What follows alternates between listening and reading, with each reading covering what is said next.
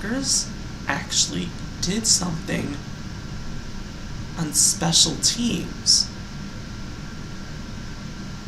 Interesting.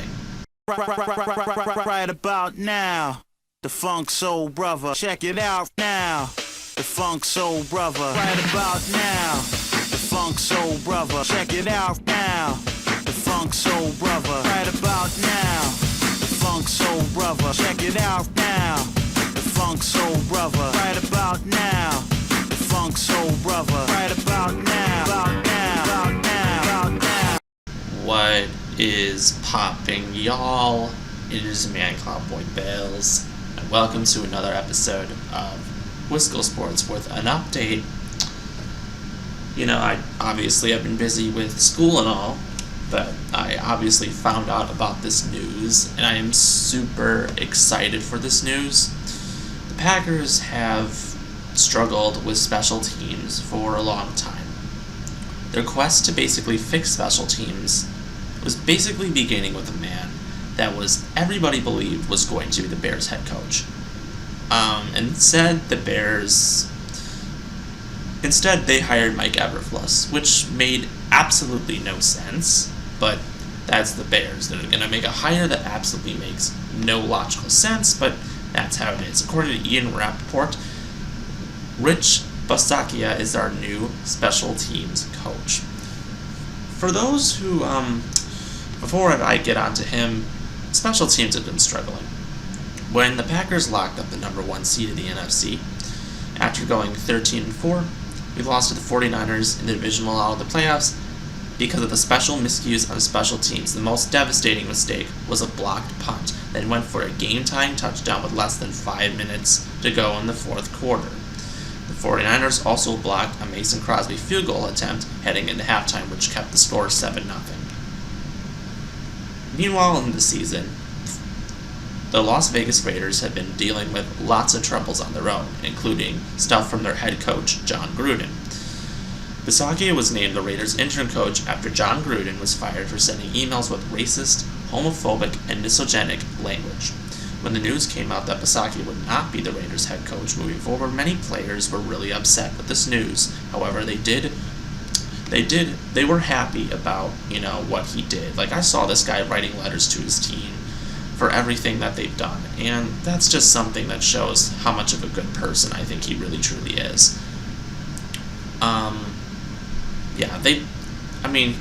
He led the Raiders to the playoffs.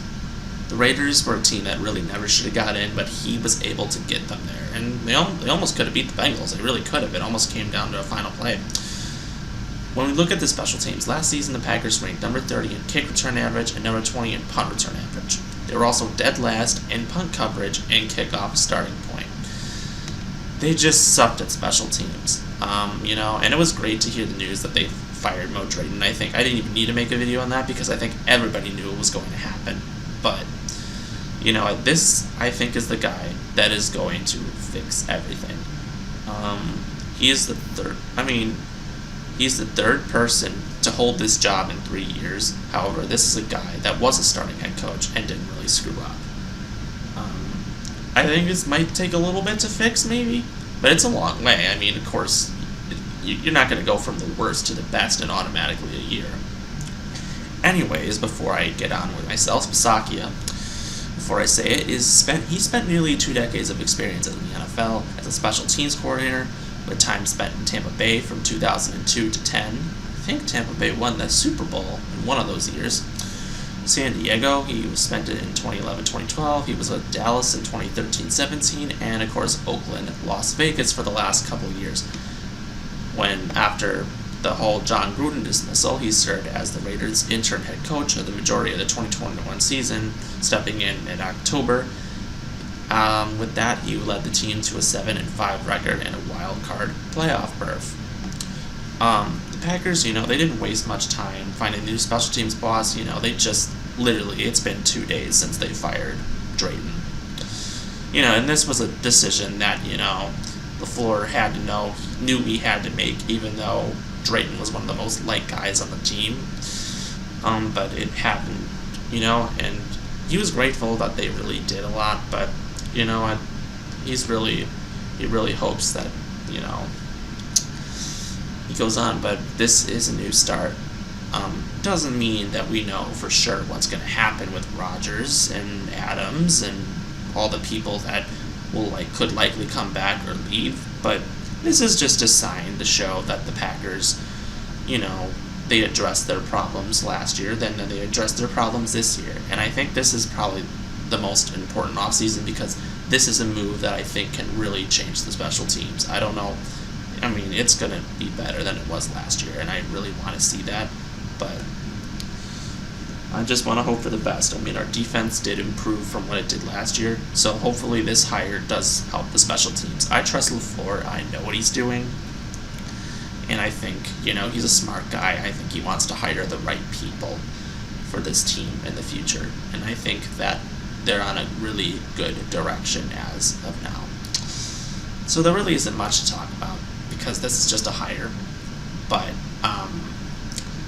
obviously there's more updates to come. Free agency still's probably about another month away, but yet we're going to obviously find out eventually the news that we've been all waiting for. Is Rodgers coming back, or is Rodgers staying? Is Adams coming back and signing the franchise tag, or is he leaving? This is going to be a crazy offseason, and I think this is just the start. The Packers really want to move forward from this. This is the good direction you want to take. So comment with your thoughts, subscribe, do whatever, and if you like what you see, just keep on watching my videos. And as always, stay safe and be smart. Go Pack Go. We will see you